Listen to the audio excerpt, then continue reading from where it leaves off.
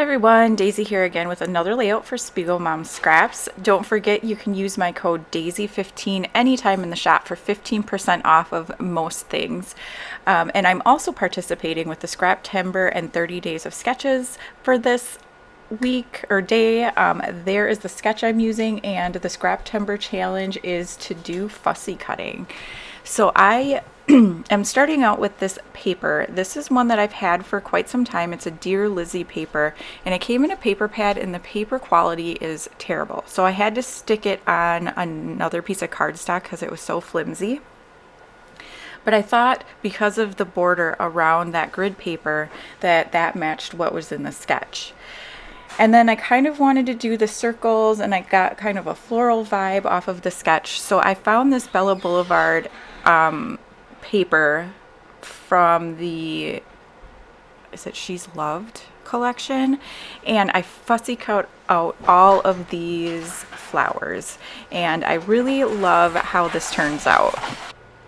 So I decided to add some dimension, so I popped up a few of the flowers on some of the Big Mama foam tape. It's a big roll of foam tape that you can get from the shop.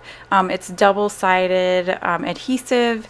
If you struggle like I do because I don't have any nails getting the backing off, if you just use something pointy, so I use my little spatula tool, you can use the tips of some scissors or a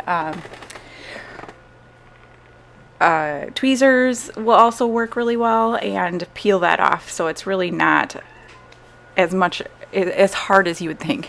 But anyhow, I decided to use these with the new sequins and kind of paint the center of the flowers using sequins. So I am going to be using 3 of the new mixes, and those 3, the first one that I'm using here is the Tranquil Garden.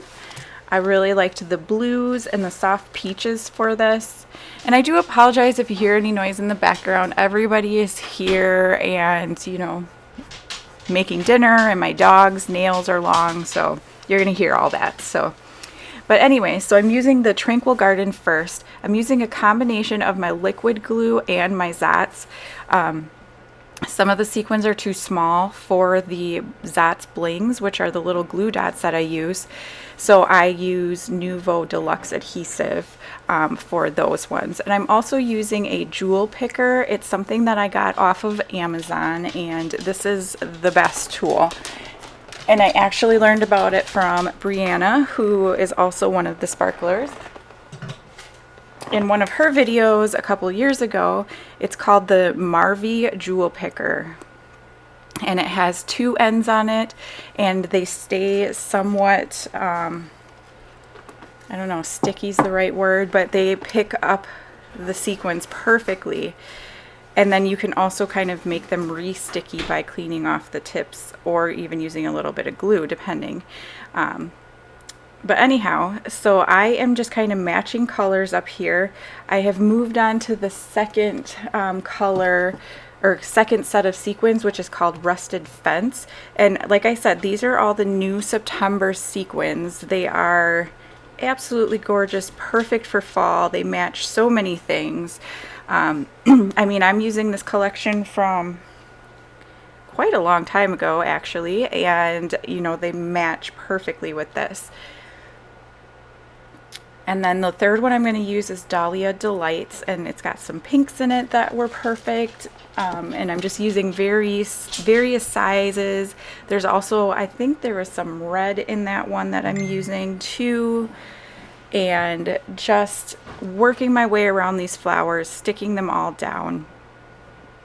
Now, if you were interested in getting all of the sequins, every month Jody does release a pre-order, and that allows you to order all of the sequins for that month for 20% off. So you cannot use the codes from the design team for that, for the additional 15% off, but you can, you know, you get a 20% off of all 4 of them, which is a great way to pick up all of the sequins that are being released that month. This month we're also partnering with Dotty about Flair, and they create some of the cutest little Flair buttons, I guess buttons, and we were each sent a little pack to play with, and they are some of the cutest ones. We got some wood grain ones. The colors are beautiful. There's a couple of beautiful floral ones. I think my favorite is a red one that has little butterflies on it. Yeah, so you'll see I'm going to use a couple on here. And I did decide I also wanted to add some bundled up thread underneath. And I chose a green color. And there you just saw me using my little spatula piece to tear those backing pieces off of. Yeah, I just don't have nails because of my job, and so it's the only way I can get the backings off. So now I'm using my ATG to stick these down. I'm being very gentle because, you know, I didn't stick them down before I put the sequins on. So I do knock a couple of sequins off, but I put them back and it ends up being fine. Again, just adding some of that green thread. And the thread I use is thread that I pick up from like yard sales or thrift sales, estate sales. I have a thing for like vintage sewing stuff, so I will always buy, you know, the old sewing basket full of random things. You find some interesting stuff in people's sewing baskets. And so it's not great for, not all of it is great for sewing, and so I use it for scrapbooking instead. And I'm adding a couple of those butterflies that came out of that Tranquil Garden mix, just because I thought they looked really nice.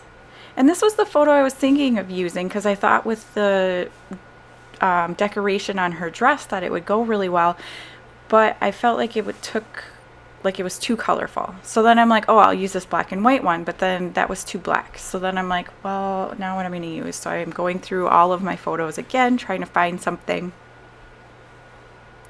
And I'm going to end up with this one. It's of my youngest daughter and her cousin, and it's just a cute picture.